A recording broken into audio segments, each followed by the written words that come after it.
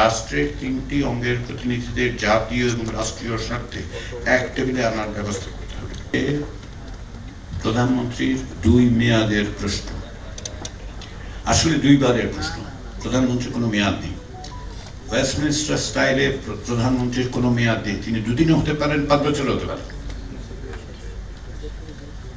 পার্লামেন্টের মেয়াদ ততক্ষণ যতক্ষণ পর্যন্ত একজন মেজরিটি কমান্ড করে, মেজরিটি আছে তার, ততক্ষণ পর্যন্ত। ফলে এই শব্দটা ব্যবহারের ক্ষেত্রে একটু আমাদের সচেতনতা দরকার। আমরা 2বার বলছি না 2 মেয়াদ বলছি। প্রধানমন্ত্রীর ক্ষমতার এই যুক্তিটা আমার কাছে গ্রহণযোগ্য মনে হচ্ছে না। যেহেতু ওয়েস্টমিনিস্টার স্টাইলে প্রাইম মিনিস্টারের টার্ম লিমিট করা যায় না, সেহেতু বাংলাদেশ সেটা করতে পারবে না। বাংলাদেশ তত্ত্বাবধায়ক সরকার ব্যবস্থা চালু করেছে। আমাকে কে বলতে পারবেন এর আগে 1991 সালের আগে পৃথিবীর কোথায় তত্ত্বাবধায়ক সরকার ছিল? তত্ত্বাবধায়ক সরকার হওয়ার কথা হচ্ছে যে আগের গভর্নমেন্ট যেটা ইলেক্টেড হবে সেটাই ইন্টারিম গভর্নমেন্ট হিসেবে পালন করবে। 1972 সালে গণপরিষদ ভেঙে যাওয়ার পরে শেখ মুজিবুর রহমানের নেতৃত্বে একটি অন্তর্বর্তী সরকার 73 সালে নির্বাচন করেছিল। এটাই হচ্ছে স্বাভাবিক জিনিস, এটাই স্বাভাবিক। কিন্তু এটাই ওয়েস্টমিনিস্টার স্টাইলে এটাই হওয়ার কথা। আমরা তো সেটা পারিনি, আমরা তো ব্যর্থ হয়েছি। আমাদেরকে তো একটি তত্ত্বাবধায়ক সরকার ব্যবস্থা তৈরি করতে হয়েছে। তাহলে রাজনৈতিক বাস্তবতা এই প্রশ্নগুলো উঠছে এবং এই প্রশ্নগুলোকে আমাদের রাজনৈতিক বাস্তবতা হিসেবে বিবেচনা করতে হবে। কোনো না কোনো ভাবে নাগরিকদের সংযুক্ত করতে হবে, সেই কাজটা আপনারা করছেন।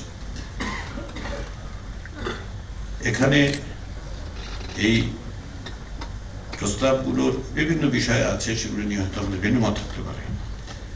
পথরেখার কথা বলতে গিয়ে অনেকে বলছেন যে পথরেখাটা আগে ঠিক করতে হবে তারপরে। আমি এই জায়গায় একটু ভিন্ন মত পোষণ করি, এটা একটু রেকর্ডের জন্য থাকা দরকার। আমি মনে করি প্রিন্সিপালসগুলো আগে ঠিক করতে হবে, আমরা কি করতে চাই। কারণ আপনি যদি প্রথমেই পথরেখা নিয়ে আলোচনা শুরু করেন, তাহলে প্রিন্সিপালসের জায়গাগুলোতে সম্ভবত অপ্রয়োজনীয় বিতর্ক সৃষ্টি হতে পারে। আসুন আমরা সিদ্ধান্ত নিই আমরা কি কি বিষয়ে একমত হতে পারছি। আমরা কি প্রধানমন্ত্রী 2 টার্মের ব্যাপারে একমত হতে পারছি? আমরা কি বিচার বিভাগের একটা ইন্ডিপেন্ডেন্ট সেক্রেটারিয়েটের ব্যাপারে একমত হতে পারছি? সুপ্রিম জুডিশিয়াল অ্যাপয়েন্টমেন্ট কাউন্সিলের ব্যাপারে একমত হতে পারছি? পার্লামেন্টের যেই স্থায়ী কমিটিগুলো আছে সেগুলোর মধ্যে কোনগুলোর ব্যাপারে আমরা একমত হতে পারছি? গণভোটের ব্যাপারে কি আমরা নিশ্চিত হতে পারছি, একমত হতে পারছি? আমরা কি আপার হাউসে পিআর এর পদ্ধতিতে একমত হতে পারছি? এনসিসি প্রতিষ্ঠার ব্যাপারে আপনারা এনসিসির বিষয়ে কিছু কিছু একভাবে সমর্থন করেছেন, ক্ষেত্র বিশেষে আপনাদের কিছুটা রিজার্ভেশন আছে। আপনারা রিজার্ভেশনটা নিতেছেন, ভালো আলোচনা হোক। এনসিসির লক্ষ্যটা যদি স্পষ্ট থাকে আমাদের কাছে, এনসিসিটা তারা করা হচ্ছে কেন? রাষ্ট্রের 3টি অঙ্গের প্রতিনিধিদের জাতীয় এবং রাষ্ট্রীয় স্বার্থে এক টেবিলে আনার ব্যবস্থা করতে হবে। এবং সেইখানেই আসলে আমরা বলেছি সংবিধান সংস্কার কমিশনের পক্ষ থেকে যে সেইখানেই আপনি ডিফেন্সের যে অ্যাপয়েন্টমেন্টগুলো দেওয়ার কারণ হচ্ছে অন্যত্র যেটা হয়েছে অতীতে এগুলি ব্যক্তিগত পছন্দ দিয়ে নির্ধারিত হয়েছে। এখন আসুন সকলে মিলে আলোচনা, দরজাটা বন্ধ করে টেবিলের চারদিকে রাষ্ট্রের 3টি অঙ্গের প্রতিনিধিরা জাতীয় স্বার্থকে সামনে রেখে একত্রে বসতে পারবে। আইডিয়াটা হচ্ছে সেখানে একটা ক্ষমতা, আপনি কিছুটা ক্ষমতা চান, ভালো একটা ফোরাম তৈরি করা দরকার যেখানে এই আলোচনাগুলো করা যাবে। রাষ্ট্রের স্বার্থ, জাতীয় স্বার্থ, সমস্ত কিছুকে ট্রান্সেন্ড করবে এরকম একটা ফোরাম দরকার। ফলে আমি আপনাদের প্রস্তাবিত পথরেখা নিয়ে মন্তব্য করছি না, কেননা এটা একটু ভুল বোঝাবুঝি তৈরি হতে পারে। আমি এখন যে দায়িত্বে আছি সে কারণ আমি এই ভুল বোঝাবুঝিটা তৈরি করতে চাচ্ছি না। আমরা আলোচনা করছি রাজনৈতিক দলগুলোর সাথে, আলোচনার প্রাথমিক পর্যায়ে আলোচনা। আমি আশা করছি ঐক্যমত্য কমিশন আশা করে 15 তারিখের মধ্যে, মে মাসে 15-16 তারিখ, 15 তারিখ আমাদের লক্ষ্য, তার মধ্যে আমরা 15 মের মধ্যে শেষ করতে পারবো। তারপর আমরা দ্বিতীয় রাউন্ডের আলোচনায় যাব এবং সেখানে সম্ভবত আমরা পথরেখার বিষয়টা আলোচনা করতে পারবো। আমি আশা করি, আমরা আশা করছি যে সেখানে পথরেখার বিষয়টা আলোচনা করতে পারবো। কিন্তু তার আগে ঐক্যমতের ভিত্তিটা কোথায় কোন জায়গাগুলোতে আমরা একমত হচ্ছি সেগুলো চিহ্নিত করা দরকার। কিছু কিছু অংশে চিহ্নিত হয়েছে, কিছু কিছু বিষয়ে একমত আছে, কিছু কিছু বিষয়ে দ্বিমত আছে। আমরা আশা করছি আলাপ আলোচনার মধ্যে দিয়ে সেগুলো সম্পাদন করা যাবে।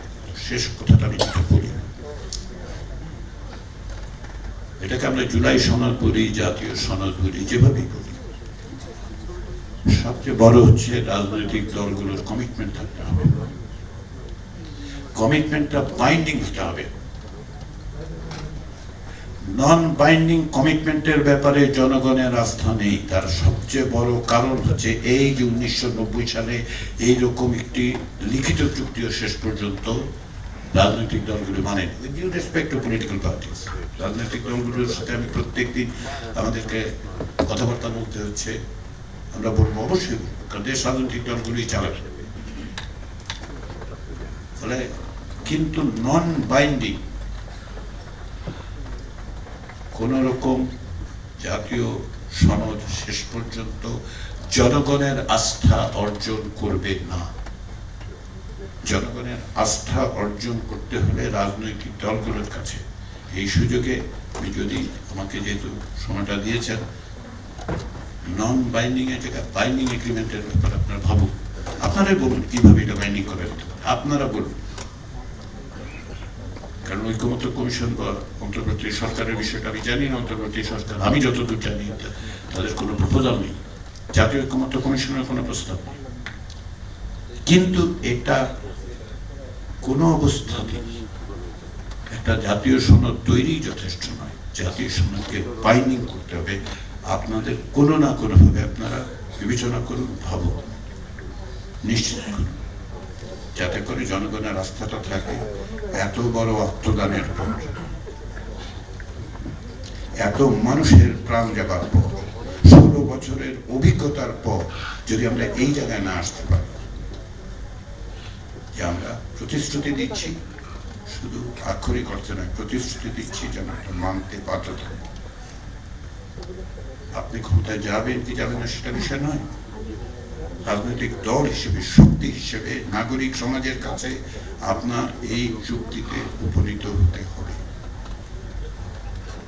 আমি কোন রকম অন্যথা হওয়ার সুযোগ দেখি না। আমি আশা করি রাজনৈতিক দলগুলো সেটা বিবেচনা করবেন। আমরা এক সময় আলোচনা করবো কিভাবে সেটা করা যায়। আগে দরকার কি বিষয়ে আমরা ঐক্যমতে পৌঁছেছি সেটা নির্ধারণ করা। আবারও আমি একটু বেশি সময় নিলাম। সকলের কাছে আমার ক্ষমতার্থী উদ্যোক্তাদের কাছে বিশেষ করে আশা করি আপনাদের এই প্রক্রিয়ার সঙ্গে আমরা জাতীয় ঐক্যমত্য কমিশনের পক্ষ থেকে যুক্ত থাকতে পারবো এবং যেখানে আমাদের প্রয়োজন হবে আমাদের ডাকবেন, আমরা উপস্থিত হব। আপনারা নাগরিক সমাজের পক্ষ থেকে যে উদ্যোগ নিয়েছেন সেই উদ্যোগের জন্য জাতীয় ঐক্যমত্য কমিশনের পক্ষ থেকে আমি আবারও আপনাদের আন্তরিক ধন্যবাদ জানাই। ধন্যবাদ।